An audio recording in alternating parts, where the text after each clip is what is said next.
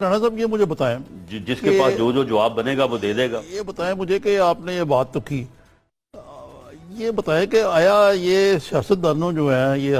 صرف میں آپ کی پارٹی کی نہیں بات کر رہا، سب سیاسی جماعتوں کی، سیاستدان جب ایک دفعہ سیاست میں آ کے اقتدار میں آ جائے تو اس کو ساتھ کاروبار کرنا چاہیے.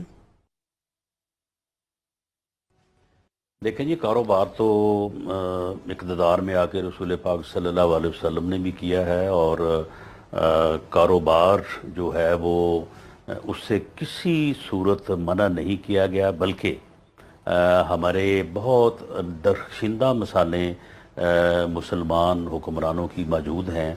کہ انہوں نے اپنے کاروبار سے جو ہے وہ اپنی گزر بسر کی، اور انہوں نے ریاست سے کبھی اپنے لیے جو ہے وہ کچھ نہیں لیا. اس قسم کی بھی مثالیں جو ہے وہ موجود ہیں. جائز کاروبار کرنا اور جائز روزی کمانا جو ہے، یہ تو نہ صرف آپ کے اوپر فرض بلکہ اس کو تو عبادت کا درجہ دیا گیا ہے. اب اگر آپ نے